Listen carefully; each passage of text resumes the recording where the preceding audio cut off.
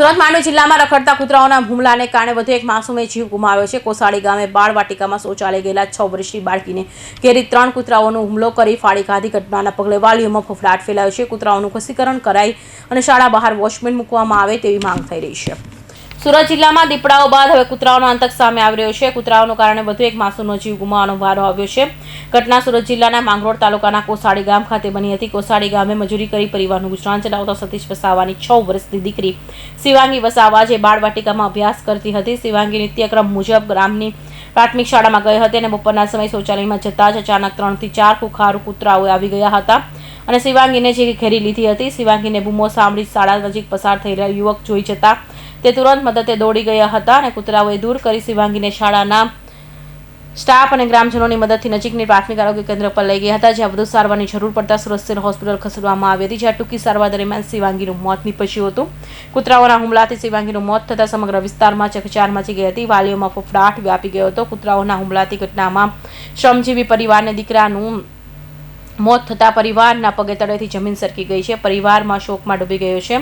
સરકાર ઝડપથી આર્થિક મદદ કરે તેવી સ્થાનિક આગેવાનો માંગ કરી રહ્યા છે। સાથે કૂતરાઓને કારણે અન્ય કોઈ વ્યક્તિનું મોત ન થાય તે માટે તંત્ર રખડતા કૂતરાઓનું રસીકરણ કરે, સાથે જ ગામની પ્રાથમિક શાળાના ગેટ પર વોચમેન મૂકે તેવી માંગ થઈ રહી છે। શું કામ કરો છો?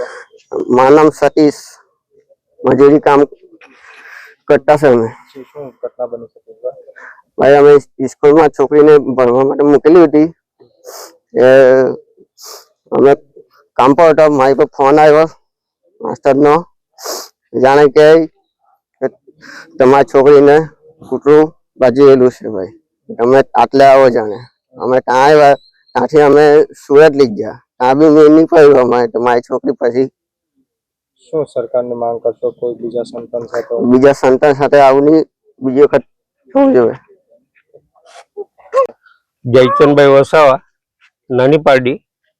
આમ મારા મિસિસ આ વિસ્તારના તાલુકા પંચાયતના મેમ્બર છે, સામાજિક ન્યાય સમિતિના અધ્યક્ષ છે અને અત્યારે આપણે સરકારશ્રીને વિનંતી કરીએ, ખૂબ ગરીબ પરિવાર છે, મજૂરીથી જીવન ગુજરાન ચલાવે છે, તો એમને કંઈક આર્થિક સહાય સરકારશ્રી તરફથી મળે એવા અમારા તરફથી અને ગામ તરફથી પણ પ્રયત્નો રહેશે અને ભવિષ્યમાં આવી કોઈ બીજી દુર્ઘટના ન બને એના માટે સરકારે કૂતરાઓનું ખસીકરણ કરવું જોઈએ અને એના માટે યોગ્ય પગલાં લેવા જોઈએ। જી, હું કોસાડી ગામની વતની ઉવેશ જુબેર ભીખો। શું ઘટના? શાળાની પાછળ મારું ઘર છે। હું સુવા માટે જઈ રહ્યો હતો મારા રૂમના અંદરમાં, તો મારી નજર એક આદિવાસી છોકરી નાની બાળકીના ઉપર પડી। તો 3 કૂતરા મળીને છોકરીને ગંભીર ઈજા પહોંચાઈ રહેલા હતા। તો મેં દોડીને મારા ઘરની પાછળથી દોડીને મેં ગયો, તો છોકરીને બચાવી અને દોડીને મેં સાહેબ લોકો પાસે ગયો ને સાહેબ માટે અમે મળીને અમે 4 વ્હીલના અંદરમાં તાત્કાલિક અમે મોસાલી સારવાર માટે સરકારી હોસ્પિટલે ગયા।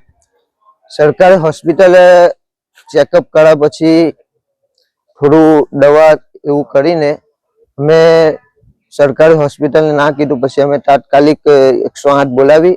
108 બોલાવીને તાત્કાલિક અમે સુરત સિવિલ હોસ્પિટલે મોકલી છોકરીને સિવિલ હોસ્પિટલે મોકલ્યા પછી ત્યાં ટ્રીટમેન્ટ થઈ। છોકરીની ઈજા ગંભીર હતી તો છોકરીનું મૃત્યુ થઈ ગયું। અમે બહુ કોશિશ કરી। શું માંગે તમારી? માંગ એક જ છે કે સ્કૂલના અંદરમાં સાફ સફાઈ, થોડુંક એક વોચમેનની માંગ છે। અશ્વિનસિંહ હરિસિંહ વાસિયા। શું ઘટના બની હતી? ગઈકાલે લગભગ 3 વાગ્યા આજુબાજુ બાલવાટિકાની દીકરી શિવાનીએ પેશાબ પાણી કરવા માટે રજા લીધી હતી અને ત્યાં પેશાબ પાણી કરીને પરત ફરતા એને 2-3 કૂતરાઓ પકડી રહ્યા।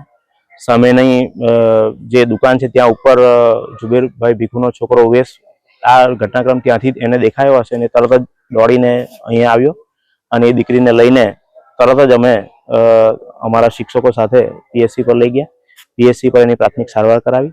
સારવાર કરાવ્યા બાદ એને ત્યાંથી જ ડૉક્ટર સાહેબે 108ની પણ વ્યવસ્થા કરી અને ત્યાંથી એને સિવિલમાં લઈ ગયા।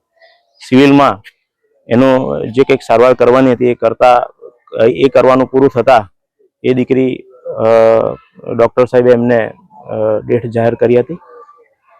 શાળા પરિવાર વતી ખૂબ દુઃખ વ્યક્ત કરીએ છીએ અને એમના તરફ પરિવાર તરફ અમારી લાગણીઓ કાયમ રહેશે. હમીરસિંહ ચૌહાણ, માંડવી.